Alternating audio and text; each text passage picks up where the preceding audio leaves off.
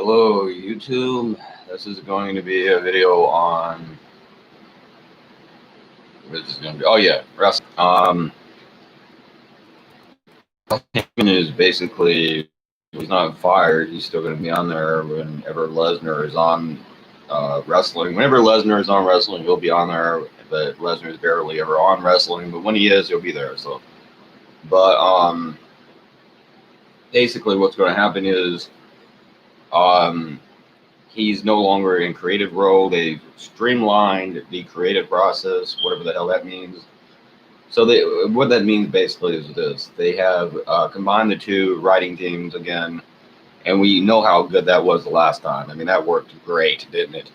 So you're gonna have about 120 different people arguing with each other to try to fucking produce one TV show.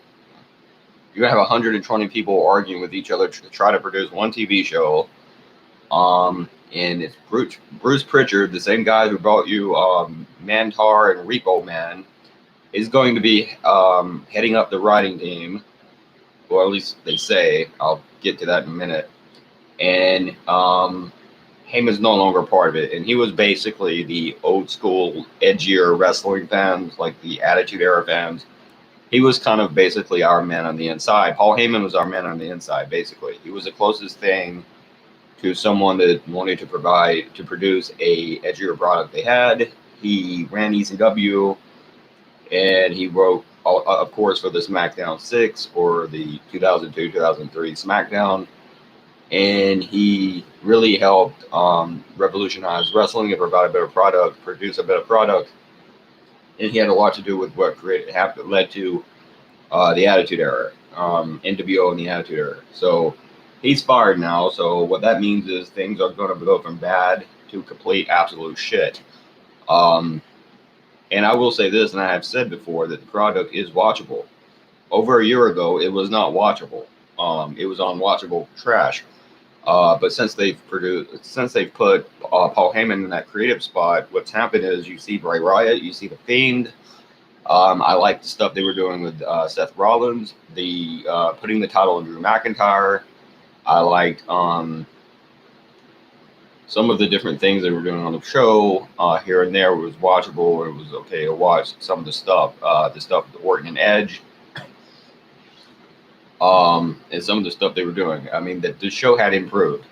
It wasn't great. It wasn't even good by any stretch of the imagination, but it was watchable. He's out now, so that means it's going to become absolutely watchable. Now, going back to what I had said before, they say Bruce Pritchard is going to be the lead of the damn writing team. Now, I don't buy that or believe that shit for 1 second or one absolute fucking second of that. A little bit of that, because I think Stephanie has basically consolidated power. She is now going to be the one heading up the creative again. So that means we're right back to over a year ago and all of the horrible shit that we had to sit through. And they're already pushing the feminism and bashing their fans, the male audience, over the head of feminism, and they're going to have an all-female pay-per-view that I was bitching about, and they're right back to doing that. And that it's all because she wants to basically impress her rich Hollywood fans or friends and people in Hollywood. So they want feminism, and the fans don't, but she does because they do. So her friends do. So she's going to produce that, and it's going to be absolute shit. And that's what they're back to doing now.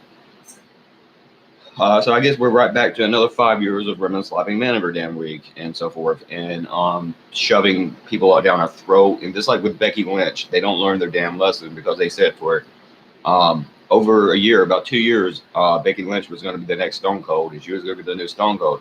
Well, I'm sorry to tell you this, but there's no one close to Stone Cold in that company besides perhaps, and of course that's absurd. She was not a huge draw. She was not drawing.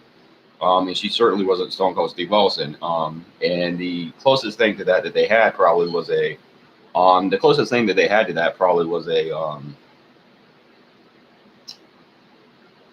Bray Wyatt, in the Fiend character that they had been doing. And Austin's probably not a good comparison. He's probably more closer to an Undertaker or a Kane. But Bray Wyatt was about the closest thing they had to a Stone Cold. He was pretty much the closest thing they had to a Stone Cold in that company.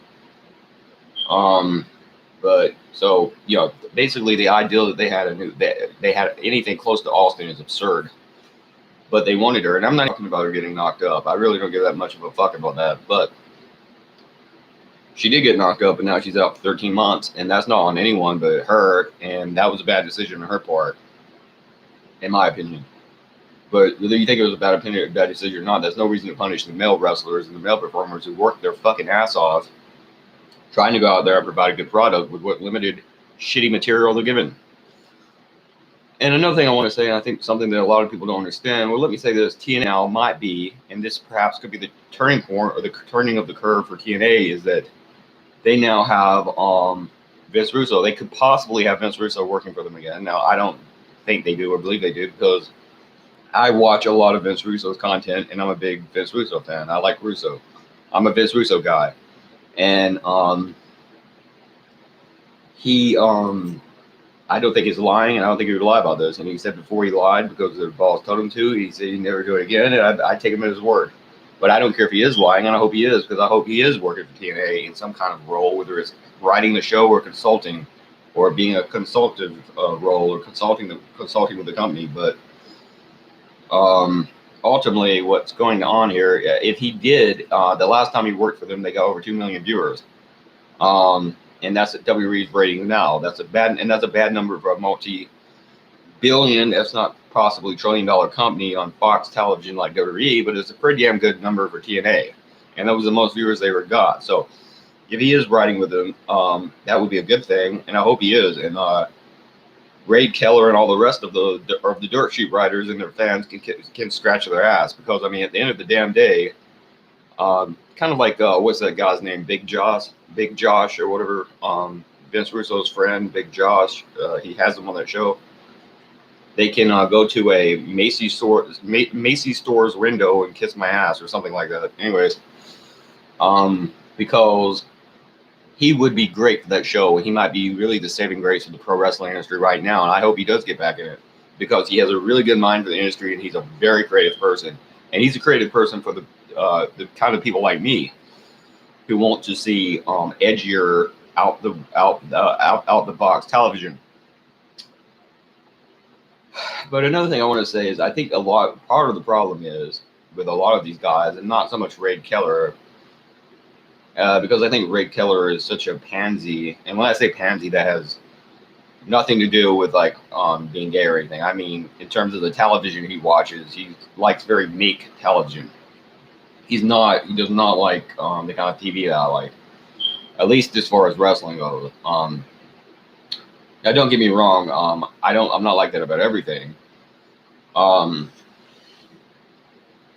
my favorite movie is probably Lolita, and movies like that, and that's a very romantic, touchy-feely kind of movie, tragic and all that shit. But when it comes to wrestling, I like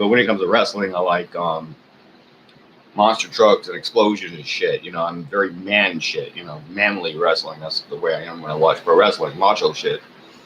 But the point is, as far as Dave Meltzer and the rest of them goes, and not Raid Keller, but the rest of them, the kind of wrestling that they want is kind of like a Conor McGregor in UFC.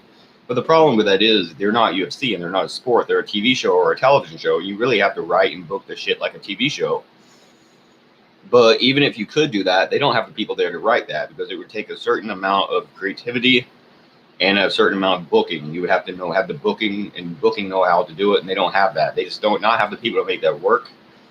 But you would have to have, like, the thing is, when you watch UFC, it works because it's realistic, because it is real. It comes across as real, and he's working a shoot or a work shoot, and he's really doing it on the spot and working off the top of his head, and that's how he does it. But in WWE, they don't do that. It's a scripted television show. So that's not going to work, or it couldn't work for that reason. But I think that's what a lot of them want, but that's what they think it should be like. But that would not work, and it's a bad idea. But ultimately, Heyman is fired now, so that means Stephanie's basically back running the shit completely. And it's going to be horrible television, and it's going to suck. And that's about all there is to that. There's really not much more to say. P666.